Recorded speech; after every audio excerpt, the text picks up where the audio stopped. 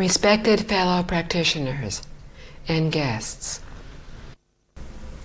when we practice Buddhism, there are many guidelines that we can use to practice. One of these is to practice as bodhisattvas do, and this is to follow the 6 paramitas.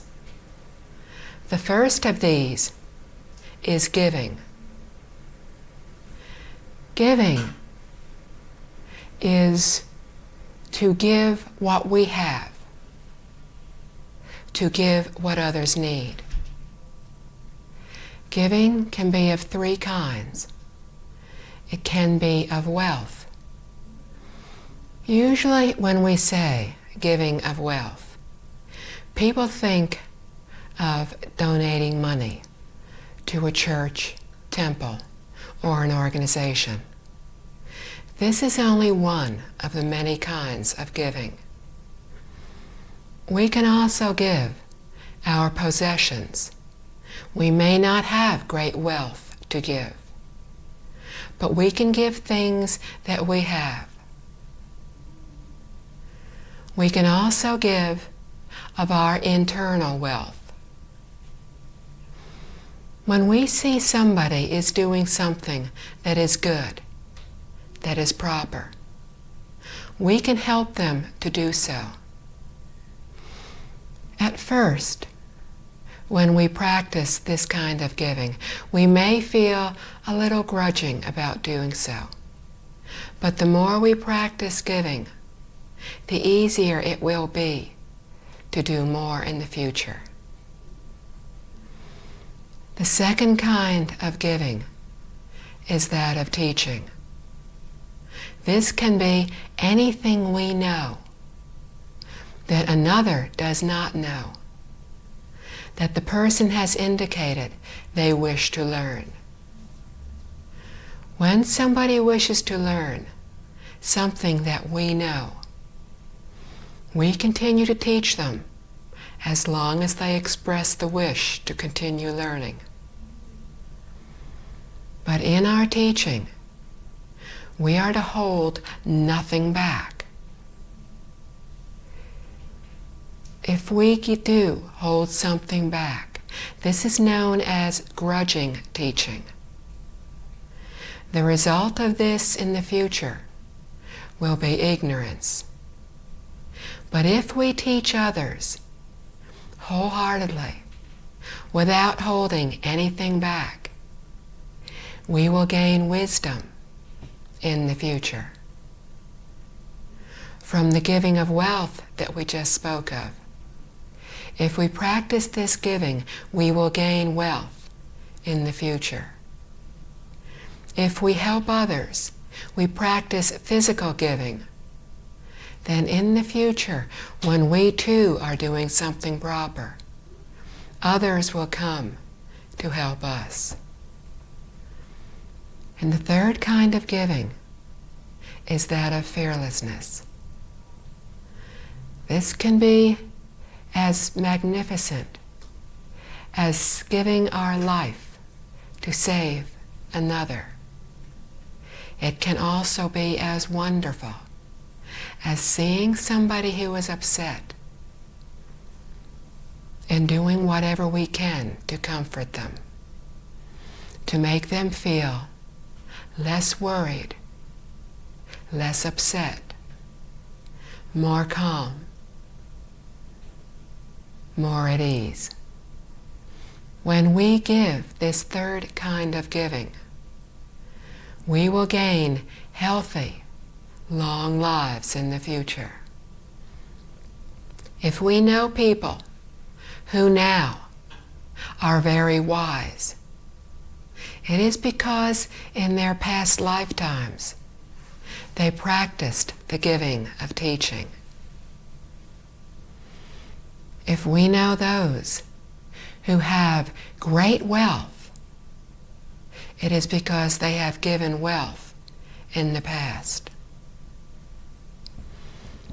Often when we think of wealth and look at people who have wealth, we may begin to doubt the law of cause and effect. Cause and effect tells us that every thought, word, and deed will have a result. More than likely not in this lifetime, maybe in our next lifetime, 10 lifetimes from now, 100 lifetimes, 1,000 lifetimes from now.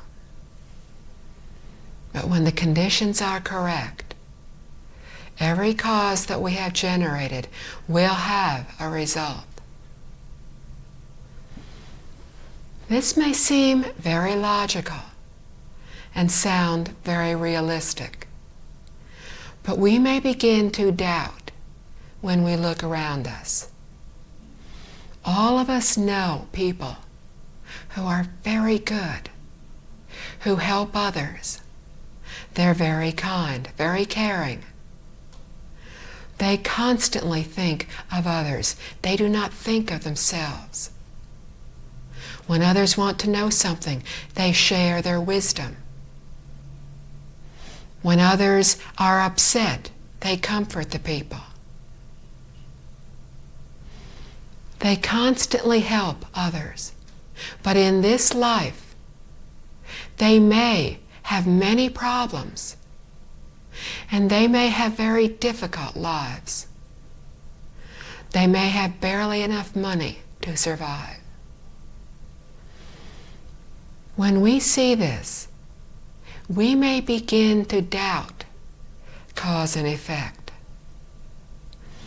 We may think, these people are so good. They do everything they can to help others.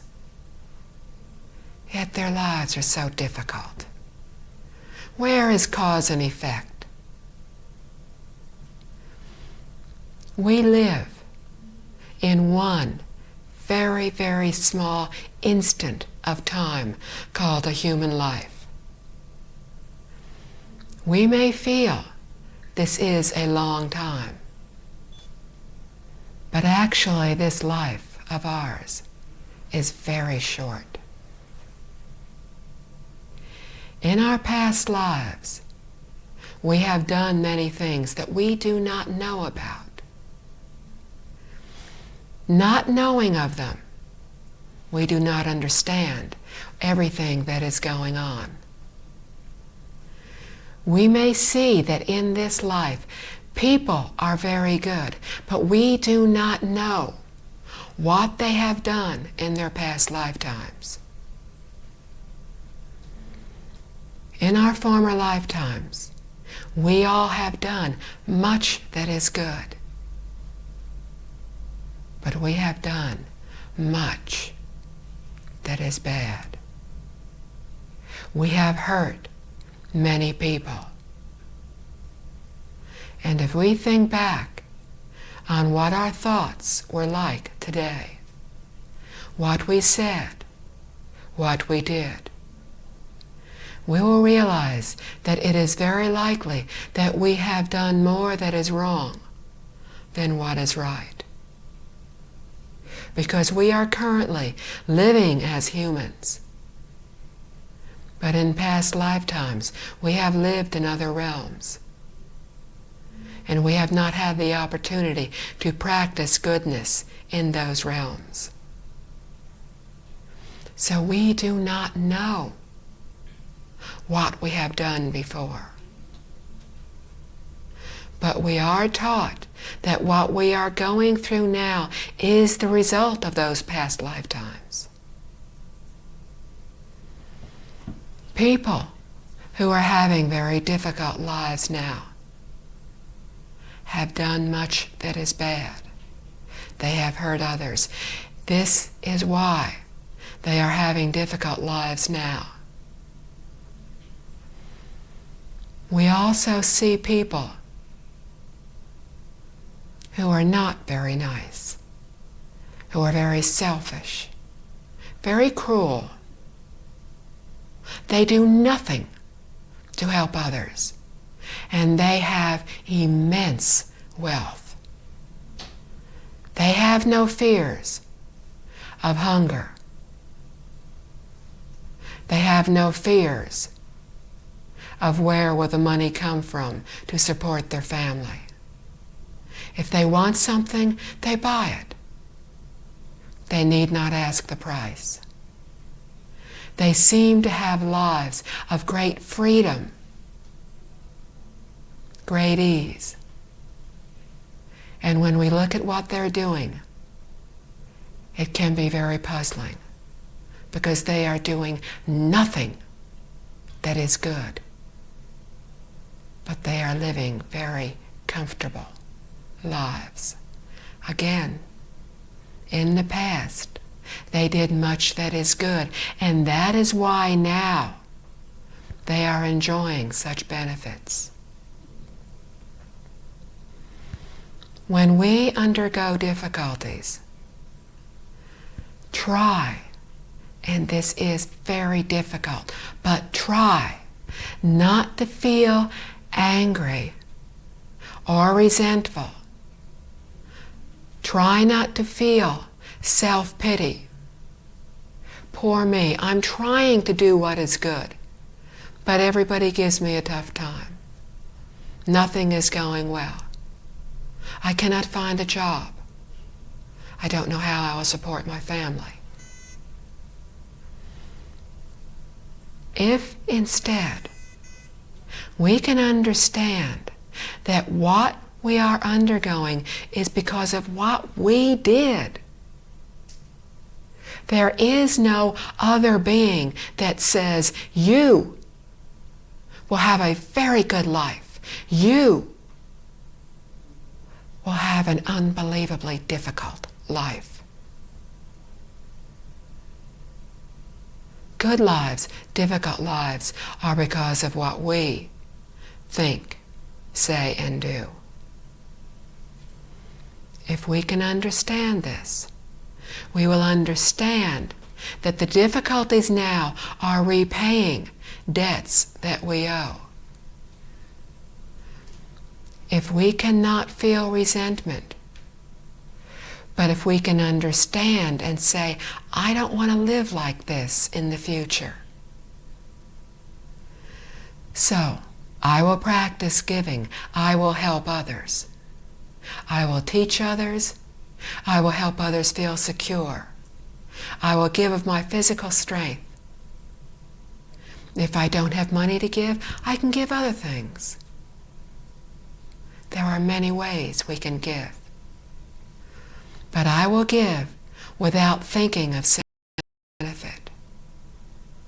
And I will think only of helping others. When we do this, we are creating the seeds that will bring us good lives in the future. All this comes from giving. Also understand that we may be having difficult lives because of the bad that we have done. But because of the good that we have done, things may have been even worse if we had not done good things. Cause and effect is very simple. Do something good, receive something good. Do something evil, receive something evil. Cause and effect is unbelievably complicated. It is connected through all of our lifetimes, through the past, present, and future. All the threads of what was done, what will happen, are beyond our beginning to understand. But we don't need to know each connection to believe in cause and effect.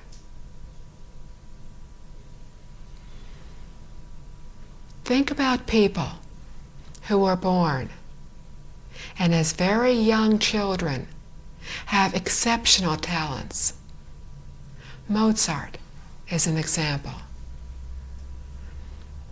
At the age of 6, he was composing beautiful pieces of music. When he would write a piece of music, he would write the whole thing and never need to correct it again. Why was this person born with such unbelievable talents? An excellent case for reincarnation, excellent proof of cause and effect, of what he had done in former lifetimes being connected in his current lifetime. We don't need to understand it all. We simply need to believe that Buddhas and Bodhisattvas would not lie to us. And they tell us we cannot take physical things with us when we die. We cannot take our possessions. We cannot take our friends, our family. We take none of these. What follows us is cause and effect. What we can take with us is the 10 great vows of universal worthy Bodhisattva: to respect, to help others. We take nothing else. But if we want our lives to be better in the future, we practice giving now. And if we practice sincerely, if we practice from our true nature that we have within us, that all of us have, this is the same nature as Buddhas, Bodhisattvas have. If we practice with sincerity, perfect sincerity, no selfishness, thinking only of others, without any expectation of reward, then we will be in touch with our true nature. When we give $1 to someone that we see that obviously has nothing and who is asking for help, if we spontaneously just give, we don't think, we don't analyze the situation. They are hungry. They have no home. They need help. We just give them $1. And we do not think of it again. We do not think that I gave, they received.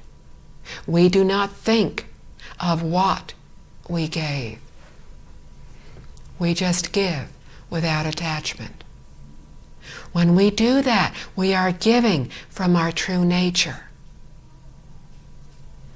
And when we give, the benefits from this are infinite, because they are in touch with our true nature. They arise from that nature. And that true nature is the same in everybody. We are not individuals. We are all one. To give, to help others, should be as natural, as spontaneous as my trying to pick up a cup that is too heavy to lift with just one hand. I do not need to think, okay, the cup is very heavy. What can I do? What are my choices? What else can I do to lift that cup? Oh, I have another hand. I can use that hand. With 2 hands, I can lift it. We obviously don't need to go through this process. We can be talking to somebody, feel thirsty, The cup is too heavy. We continue talking, concentrating on our conversation, and with both hands pick it up. We do so because we know one hand, the other hand, are part of the same body. So one automatically helps the other. This is how spontaneous, how natural we need to be in helping others.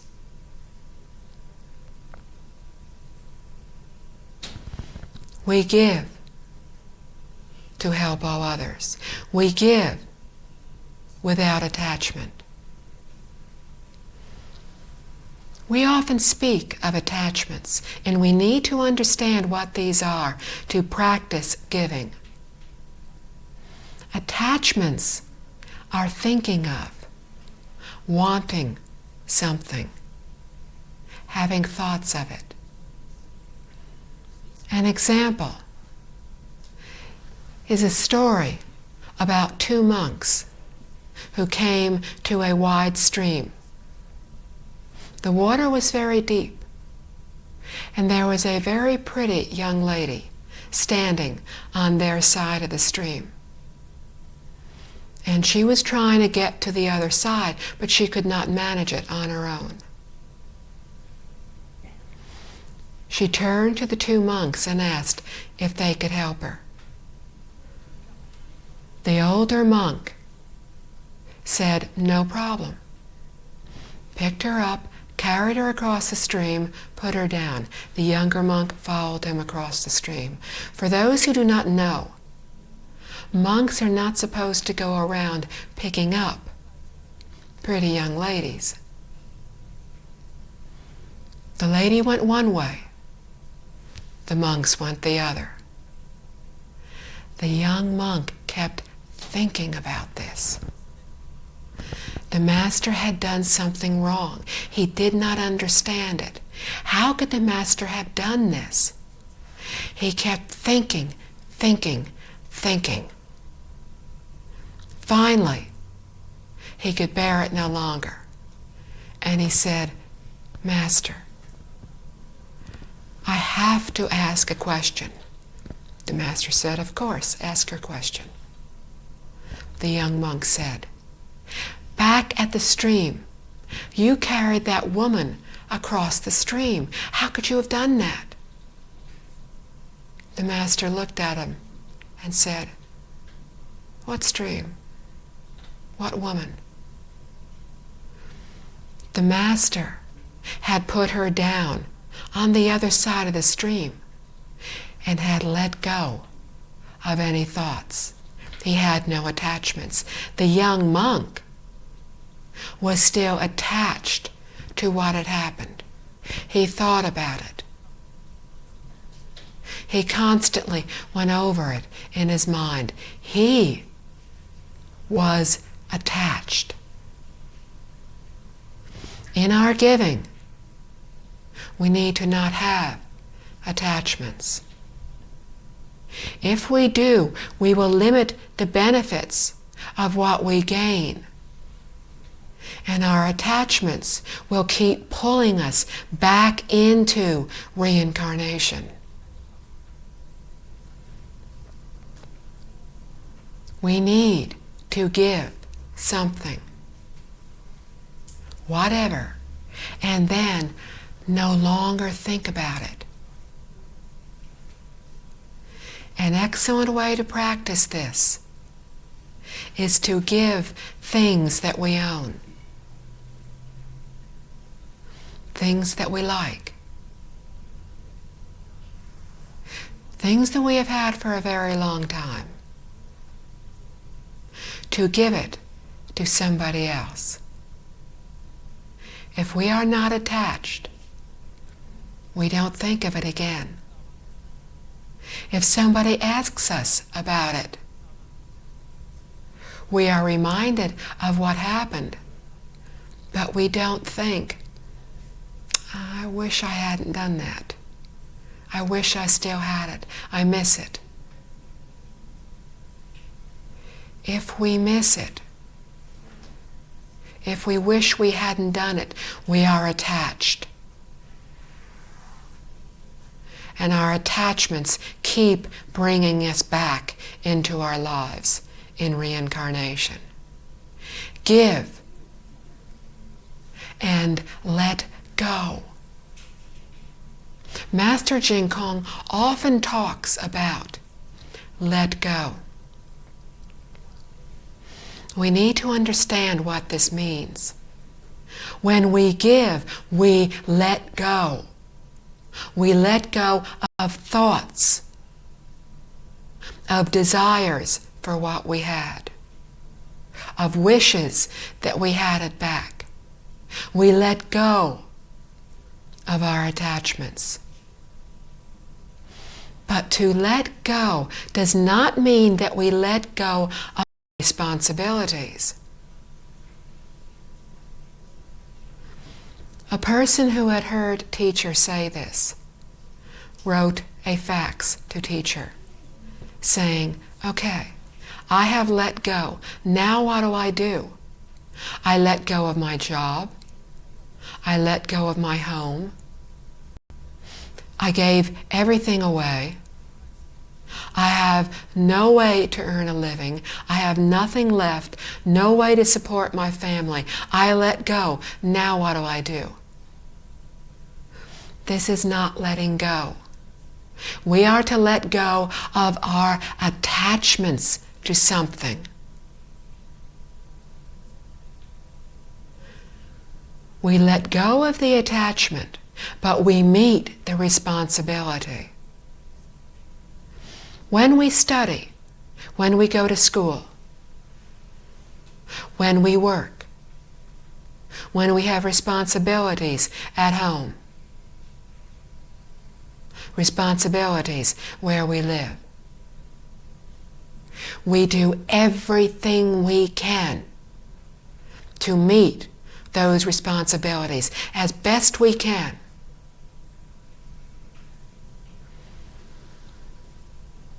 When we leave school, work, whatever, we do not constantly think, go over what we did, what we should have done, what we need to do tomorrow.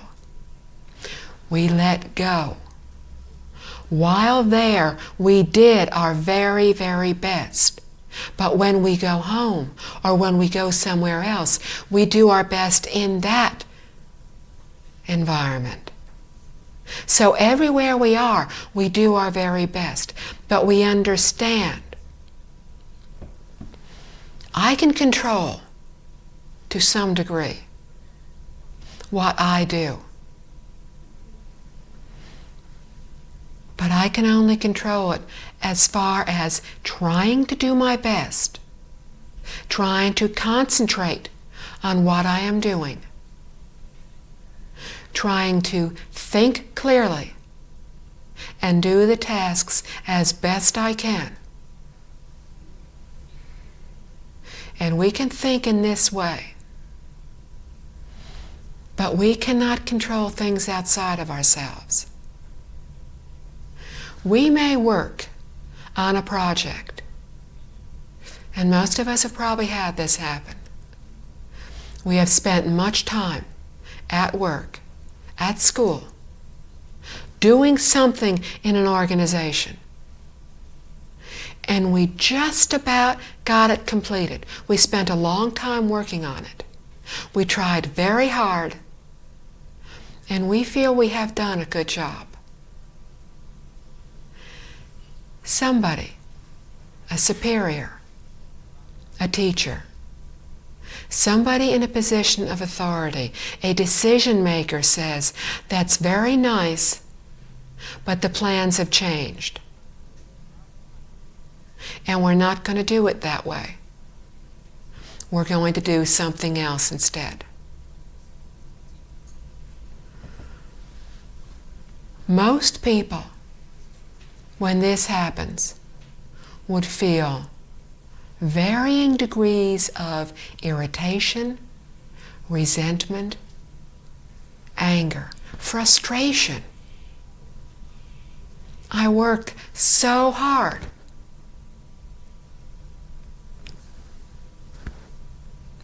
And now nothing will be used.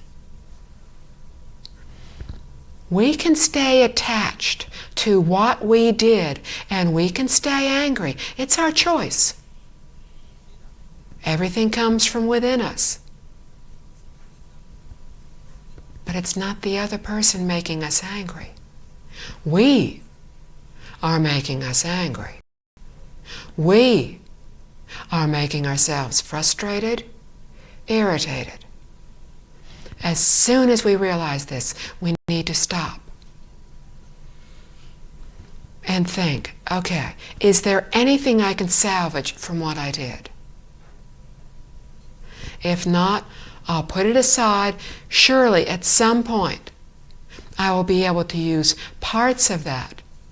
If nothing else, I learned from it. The next time I try to do something, maybe in this other way of doing the project, maybe I'll be able to work more efficiently, more quickly, because I learned more. Do not be attached to what we have done. Let go. Turn around and then concentrate on the new project, whatever it is we are doing, and work just as hard in that. This is the only way we improve our futures. And when we speak of our futures, we are not just talking about this lifetime, because we don't know how long our future in this lifetime will be. But we do know if we do good things, they will come back to us in the future. So we need to stop thinking of just this lifetime, but to go beyond that. We need to stop thinking of just ourselves, but to go beyond and think of others.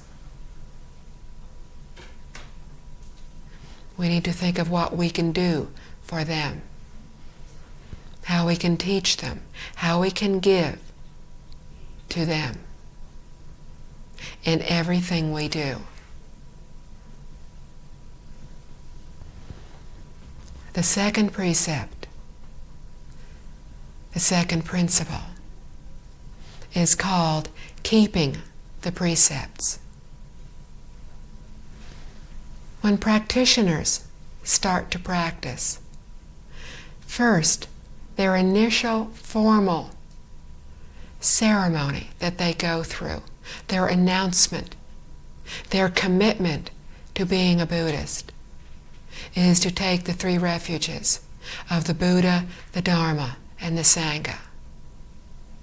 This is to return to awakening, to have proper thoughts, and to live in harmony and purity. This is the meaning of taking refuge in the three jewels of the Dharma, the Buddha, the Dharma, and the Sangha. The next step in being a Buddhist is to take the 5 precepts. No killing, no stealing, no lying, no sexual misconduct, no intoxicants. When we speak of the principle of keeping the precepts, the meaning goes much, much farther than just keeping these very important 5 precepts. The first 4 precepts are moral responsibilities. They are found in virtually every religion, every moral teaching in this world. They are not solely Buddhist. The 5th precept, no intoxicants, is not a moral precept in nature, although many religions practice no intoxicants.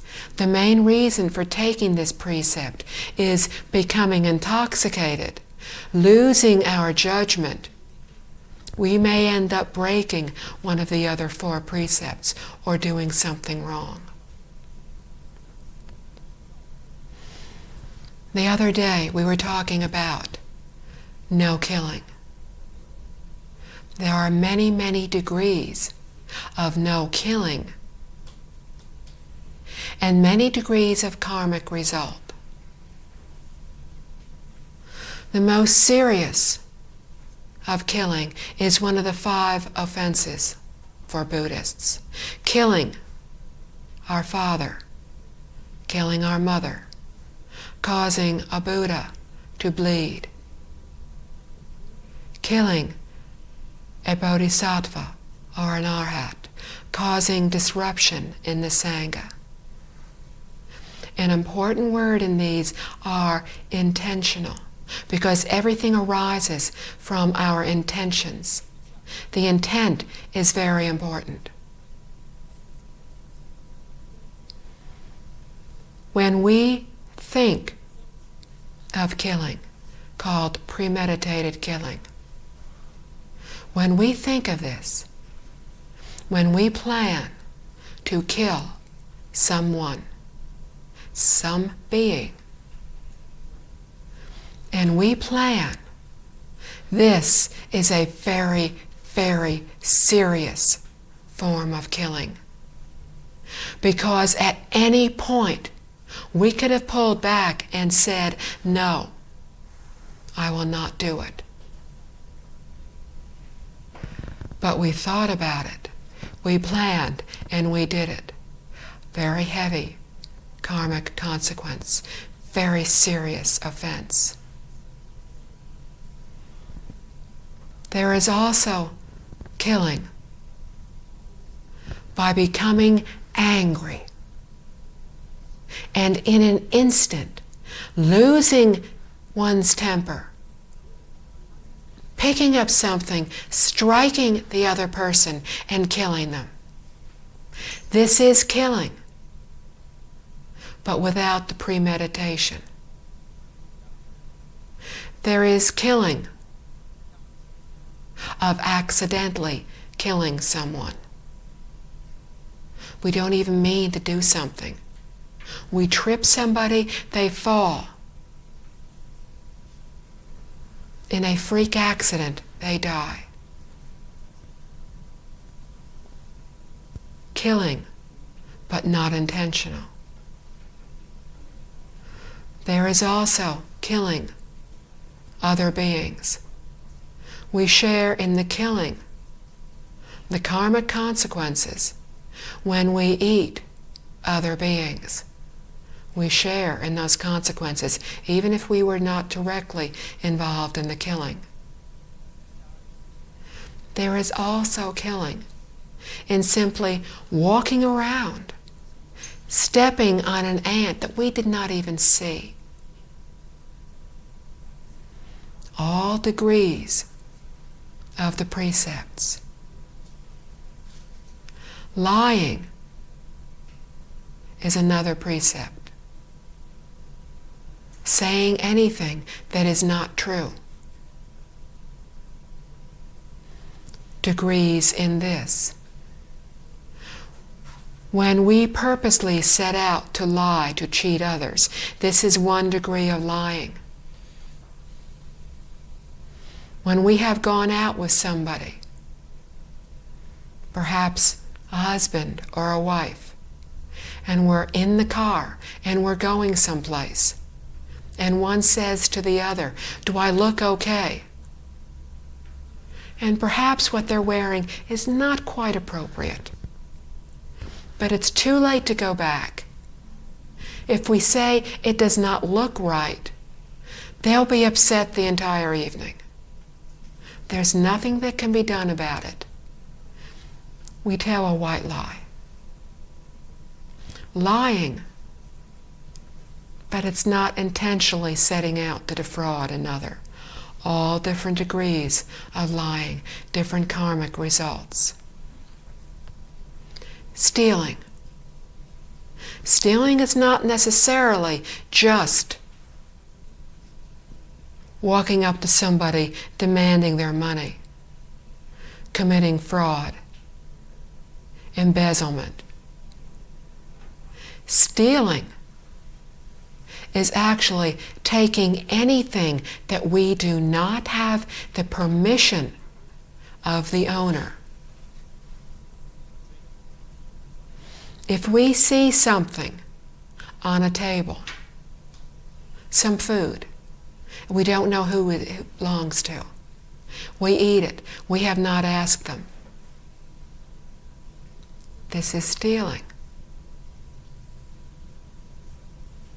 Anytime we take anything that does not belong to us, that we do not have the permission of the owner, is stealing.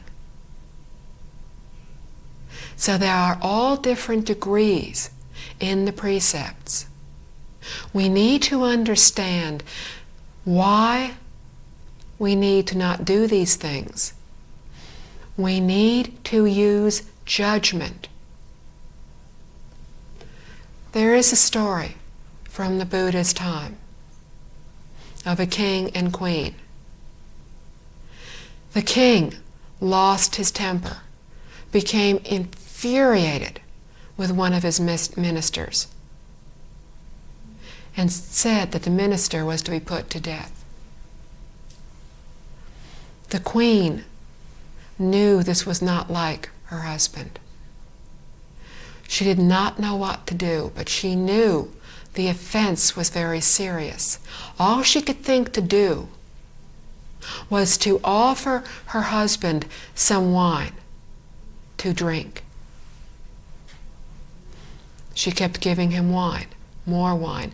Finally, the king just fell asleep from being intoxicated. The next morning woke up and realized he had almost killed someone. The queen went to the Buddha and said, I have broken one of the 5 precepts. I have done something very bad. And she told the Buddha what she had done. And he said, you have not broken in this instant that precept. You have lifted the precept because you did so to stop a greater harm. You did so to save a person's life. And this is why we need to understand the precepts and why the Buddha taught them to us. So that we understand all the circumstances and we make judgments. To follow the precepts, the second of the 6 paramitas, does not just mean following the 5 precepts, the monk precepts, nun precepts, or bodhisattva precepts. It also means to follow the laws, customs, rules of wherever we are. When in Singapore, we follow Singaporean law. When in Australia, we follow Australian laws. We follow the customs of where we are.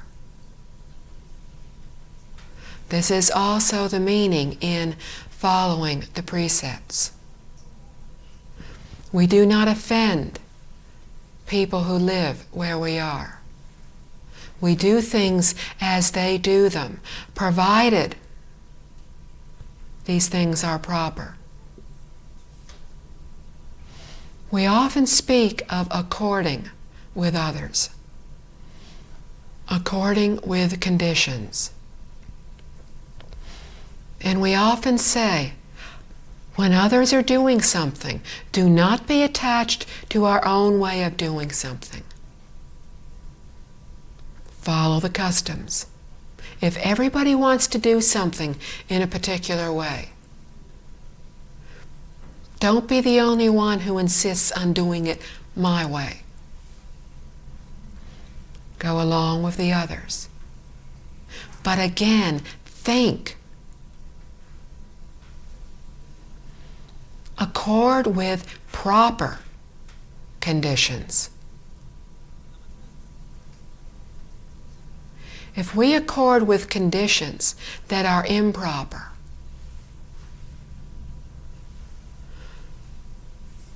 then we will have things such as the Holocaust in the Second World War. So when we accord with conditions, we accord with proper conditions. We follow customs, laws, rules of where we are. We do not break the laws. Even when no one else knows what we are doing, we follow the laws. Because others may not know what we are doing, may not see what we are doing. But there is still the karmic effect. There are still beings around us in other dimensions who do know what we are doing. And they will know when we are doing something improper. So to follow the precepts means to accord with customs, rules, laws, to do what is proper for where we are. The third paramita is that of patience. We need patience in everything we do. Nothing good has ever been attained without patience.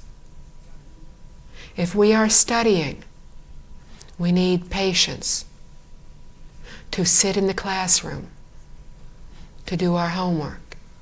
If we work, we need patience to do the job properly. With our family, we need patience to interact with others around us. When we're in a group of people, we need patience to work well with them. With ourselves, we need to have patience and understand that we have many, many bad habits from innumerable past lifetimes. But to have patience with ourselves means we understand that we have a fault and we do not become angry with ourselves. But to have patience with ourselves doesn't mean that we keep forgiving ourselves. We forgive others. We do not keep forgiving ourselves. We have patience, we have tolerance for others. When they wish to do something, and we do not, when we think what they are doing is wrong, we do not judge them.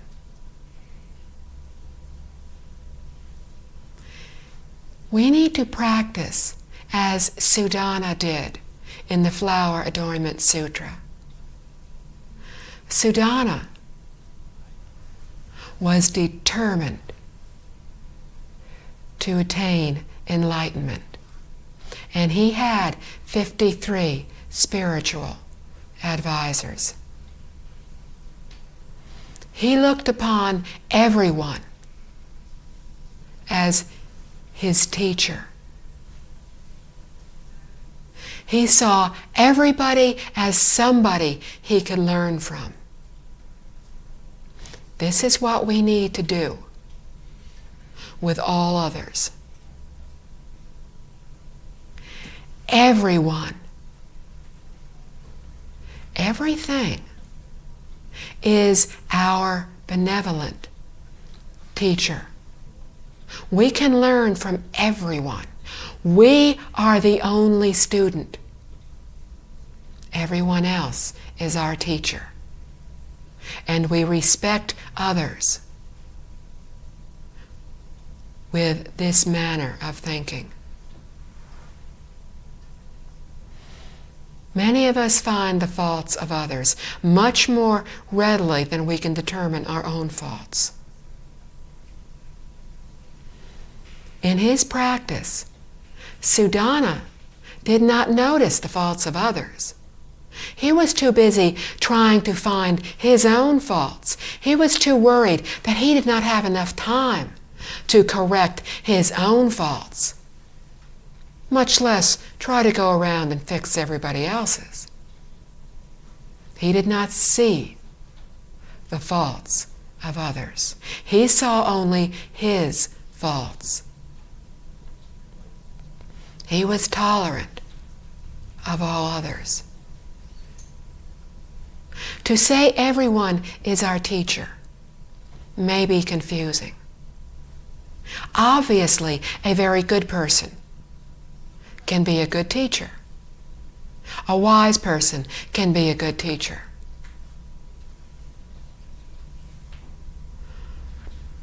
How can a murderer be a good teacher? How can a thief be our teacher? Why should I respect this person as my teacher? We look at those who are doing good and we emulate their behavior. We use them as good role models, as good examples. We look at those who are doing wrong, who are doing evil. We see what they are doing wrong, and we learn that if we ourselves do not yet have this fault, that we do not develop it in the future. We do not do this in the future. We emulate those who are good. We learn from those who are bad. And we learn not to do what they are doing that is bad. In this way, everyone is our teacher. We do not know who these people are. In our world, Buddhas and Bodhisattvas come to teach us. In the Flower Adornment Sutra, many of the teachers were very benevolent, very kind. 3 were very bad, miserable people, very cruel, dishonest, not what we would consider good people. They were played by bodhisattvas to teach others.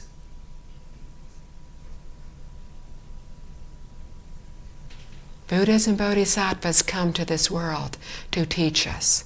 We do not know who they are when we will encounter them. A bodhisattva who comes to this world to teach us may appear in the guise of someone who does everything wrong, who is evil. A bodhisattva who is helping us, a highly attained person who has achieved much attainment in their practice, is at an entirely different level than we are. They may be doing things for reasons that we know nothing about. We cannot judge others. We do not know who they are, why they are doing something. We have not enough information to judge others. We judge ourselves We do not find the faults of others. We find our faults. We concentrate on our faults. We may be judging someone as doing something wrong when they are just a very wise, very compassionate person trying to teach us in a slightly unusual way. We know nothing of this. We are not to judge others. We are to be tolerant of others. We have had good teachers. They may not. We have good conditions to be here, to be learning. They may not. We do not know their cause and condition, their cause and effect. In this lifetime, we are to practice giving to help others, giving unselfishly, giving sincerely to help all others. We are to follow the rules, the customs of where we are. And we are to practice patience, tolerance for others. We are harsh with ourselves. We are forgiving, tolerant, patient with others.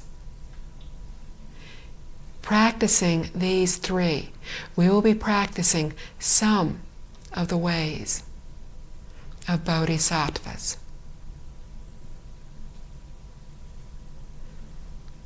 And when we can practice these very, very well, we will be on the path to Buddhahood. Thank you.